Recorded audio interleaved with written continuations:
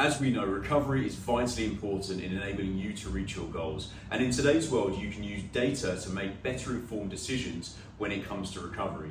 I used to use an Oura Ring for a number of years. I've now used Whoop for a year or so and really do like it, but either of those work really well. You can look at total strain, where it takes on board a lot of different factors and gives you a score. And you can also look at your sleep quality and duration, looking at REM sleep, deep sleep, plus many other metrics. So knowing that the number one recovery tool is sleep, looking at your sleep is really quite important. And I'm going to share something with you now. I'm now back in Dubai as I shoot this video, and I had a flight back from London a couple of days ago. I made sure that I booked the evening flight, so it was 10:25 from Heathrow to Dubai, and it was around 7 hours. And I hope, I don't always, but I hope that I can get sleep on that flight. So I arrived back in Dubai at 8:30 on the Sunday morning when I flew at 10:25 on the Saturday evening. I managed to get, looking at the data, 4 hours 25 minutes on the plane, which I thought was pretty good. It was a 7-hour flight and 4 hours 25. I didn't feel like I was asleep for that long, but that's what the Whoop data was telling me. So it then gave me a recovery score of 36%, so obviously very, very low. So on the Sunday, so I arrived in Dubai on Sunday at 8:30 in the morning. I got back to the apartment, let's just say 10 a.m.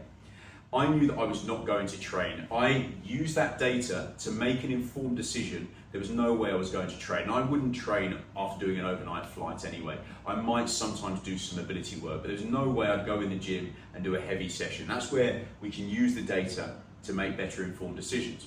I then made sure, because my sleep was actually really poor comparatively to normal, where I'd get 7 or 8 hours, I made sure I need to fill up the sleep bucket that evening, Sunday evening.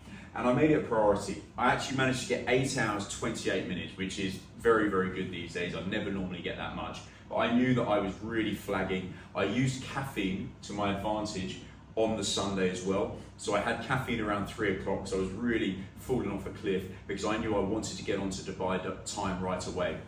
And I could have stayed in bed a little bit longer here. I woke up, I didn't have any caffeine right away, but I made sure I got some sunlight, which then helped me get onto Dubai time. That said, my recovery was actually quite low still. It was still only at 47%, but I felt great.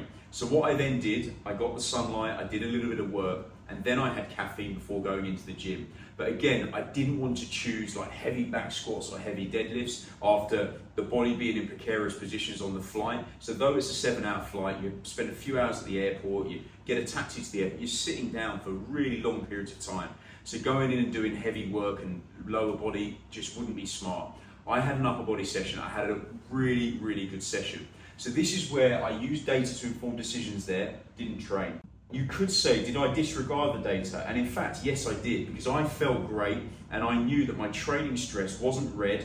It was kind of in between, it was amber. It was an easy session for me, upper body, to get done. So looking at the 47%, that might say, oh, maybe you should prioritize recovery. No, I'll ignore that. I'll take on board how I feel and I'll go and do a workout, and I had a great workout.